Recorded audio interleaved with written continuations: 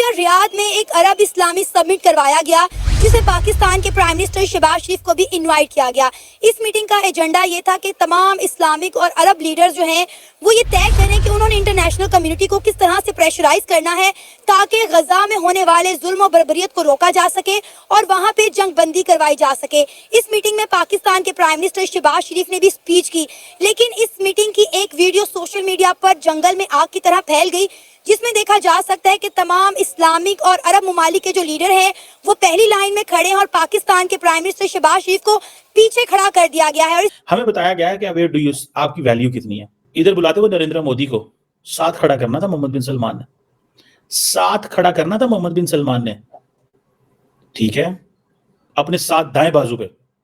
क्यों? क्योंकि उनको पता है कि नरेंद्र मोदी की मार्केट वैल्यू क्या है। सऊदी अरेबिया जो है वो अपनी $1 मिलियन की इन्वेस्टमेंट कर रहा है इंडिया के स्टार्टअप्स के अंदर, क्योंकि उन्हें पता है कि उन्हें इंडिया से अच्छे रिटर्न्स मिलेंगे, उन्हें इंडिया पे ट्रस्ट है। लेकिन वो पाकिस्तान में ना तो आने को तैयार है ना पाकिस्तान में इन्वेस्ट करने को तैयार है। नरेंद्र मोदी की मार्केट वैल्यू ये है कि वो $4 ट्रिलियन की जीडीपी है। उनकी मार्केट वैल्यू ये है कि उसके पास कुछ 600-700 अरब डॉलर फॉरेन एक्सचेंज रिजर्व पड़ा है, जब मर्जी जैसे मर्जी वो अपनी ट्रेड करें। Compare to your position right now, आप क्या एक्सपेक्ट कर रहे हैं कि आप एक मुस्लिम कॉन्फ्रेंस में खड़े होकर आपको यहीं से अंदाजा हो जाना चाहिए अपनी रिस्पेक्ट का जो आपको इस टाइम पे मिल रही है। पाकिस्तान मुस्लिम दुनिया की पहली एटॉमिक पावर है जो जिसको इनको लीड करना चाहिए और सबसे आगे आना चाहिए। और अफसोस की बात यह है कि इसका जो पाकिस्तान का वज़ीर-ए-आज़म है वो पीछे खड़ा है, तो ये बहुत अफसोस की बात है। इसकी मेन वजह तो यही हो सकती है कि शहबाज शरीफ साहब दूसरे दिन चले जाते हैं उनसे भीख मांगने के लिए। बिल्कुल बिल्कुल।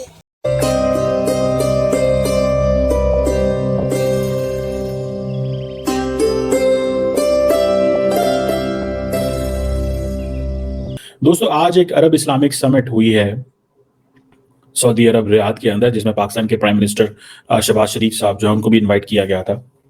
और सारे आलम इस्लाम से, मुस्लिम दुनिया से इकट्ठे हुए थे लीडर्स। और असल मकसद जो ये था कि किस तरह क्या किया जाए कि इंटरनेशनल कम्युनिटी पे ये प्रेशर डाला जाए कि जो गजा के अंदर एक जो ह्यूमैनिटेरियन क्राइसिस है उसको एड्रेस किया जा सके और सीज फायर कराया जा सके और जंग बंद करवाई जा सके। और जो अरब्स हैं, जो खासतौर पे दी अरब्स जो गज़न्स हैं, उनकी जिंदगी आसान की है। असल तो इसका मकसद ये था। जो प्राइम मिनिस्टर शहबाज शरीफ ने भी अपनी स्पीच दी, लेकिन सबसे पहले मैं तबसरा करना चाहता हूँ इस तस्वीर का। इस तस्वीर में अगर आप देखें तो शहबाज शरीफ साहब आपको नजर नहीं आएंगे। मैं आपको थोड़ा सा इस पर तबसरा करता हूँ, वो मोबाइल से मैं शायद बेहतर जिसे कहते हैं ना अच्छे तरीके से बता सकता हूँ आपको कि इस तस्वीर में मोहम्मद बिन सलमान जो हैं उनके साथ खड़े हैं कतर के अमीर, उनके राइट साइड पे जॉर्डन के खड़े हैं किंग अब्दुल्ला, फिर प्रेसिडेंट सीसी, बशार अल असद, उसके साथ जो है फ़लस्तीन के सदर हैं, साथ आई थिंक मोरक्को के हैं, आई डोंट नो नेक्स्ट कौन है, मालदीव्स के प्रेसिडेंट मौजू फर्स्ट लाइन पे खड़े हुए हैं। फर्स्ट लाइन में मालदीव्स के प्रेसिडेंट मौजू खड़े हुए हैं, ठीक है जी। और अगर on the left of the prime minister Mohammed bin Salman जाएं तो कतर के अमीर है, टर्की है, आई थिंक अजरबैजान के प्राइम मिनिस्टर हैं, and then there are other central Asian and then Africans and then Pakistan is a इतनी बड़ी न्यूक्लियर आर्म कंट्री, उन्होंने पीछे खिलाता। हम ये बात करते हैं ना जी, एक न्यूक्लियर आर्म कंट्री है, अरब वर्ल्ड को अक्सर हमारी जरूरत पड़ती रहती है, उन्होंने पीछे खड़ा कर दिया। उन्होंने कहा भाई आपका क्या है, हम तो आपको तो जब मर्जी पैसे दे के बुला लें, $4 अरब, $5 अरब, $10 अरब की आपको जरूरत रहती है, क्या करें हम आपके साथ?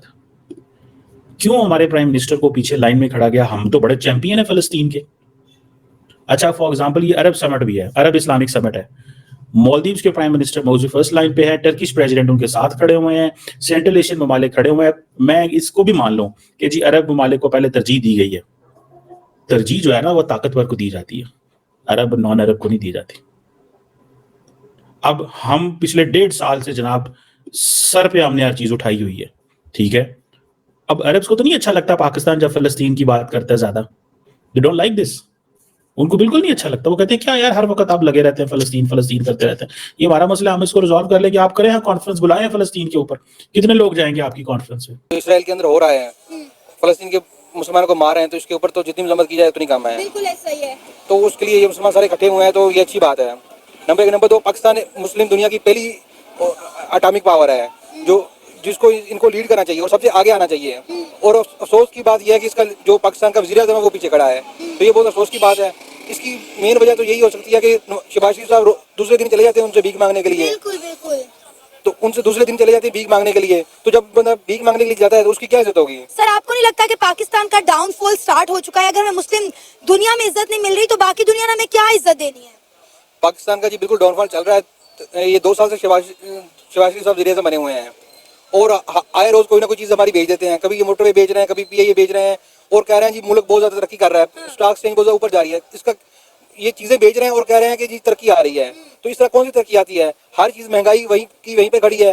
जो पेट्रोल था वो 150 पे खान साहब छोड़ के गए थे और उसके बाद शहबाज शरीफ साहब आए हैं, पहले भी साल एक हुकूमत कर गए हैं, अभी तक भी इनको 7-8 माह हो चुके हैं, तो अब तक वहीं पे ही जो चीज़ें बढ़ गई हैं वो कम नहीं हो रही हैं। और इमरान खान साहब का ये था कि कोई चीज़ बेचते तो नहीं थे ना वो अपने मुल्क की, ये सब कुछ बेची भी जा रहे हैं और कहीं तरक्की आ रही है। मुझे तो इस तरह की तरक्की की कोई चीज़ समझ नहीं आ रही है। सर आप ये देखें कि मुस्लिम दुनिया में इंडिया के प्राइम मिनिस्टर नरेंद्र मोदी को क्या रिस्पेक्ट दी जा रही है और पाकिस्तान के प्राइम मिनिस्टर शहबाज शरीफ को क्या रिस्पेक्ट दी जा रही है। यकीन करें ये तस्वीर सोशल मीडिया पे हमारे लिए बाइस से इंसल्ट बन रही है। कभी आप मांग रहे जाते हैं सऊदी अरब से, कभी आप UAE से, कभी चाइना से, और कभी IMF के पाँव पकड़े होते हैं, तो फिर क्या इज्जत बनेगी आपकी? अपने पाँव पे तो आप खड़े नहीं हो रहे हैं। ये जब शहबाज शरीफ साहब आए थे तो कह रहे थे जी बड़ी स्पीड से काम करता है ये बंदा, ये बड़ी स्पीड क्या कर लिया? 2 साल तो हो गया, क्या कर लिया इसने?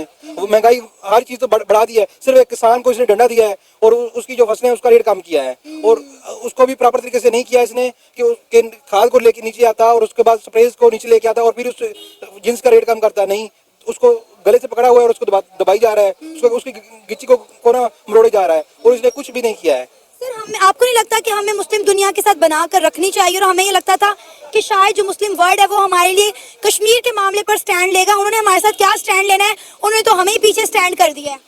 नहीं इंशाल्लाह जी वो हमारे साथ कश्मीर के मसले पर बिल्कुल स्टैंड करेंगे, लेकिन हमें अपनी आदतों को बदलना होगा। जो हम रोज भीख मांगते हैं ना, इसको हमें बदलना होगा और अपने पाँव पे खड़ा होना होगा। सर ऐसा ये भीख मांगने वालों की, बार बार पैसे मांगने वालों की कोई इज्जत नहीं होती और वो आप हमारे सामने देख लें कि हमारे इन सियासतदानों ने ना अपनी इज्जत छोड़ी है ना हमारी इज्जत छोड़ी। तो दोस्तों आपने देखा कि जब दुबई में मुस्लिम देशों की एक मीटिंग होती है तो पाकिस्तानी PM को फोटोशूट के दौरान लास्ट में खड़ा किया जाता है, जिसके कारण पाकिस्तानी जनता इसे अपनी बेइज्जती के तौर पर ले रही है।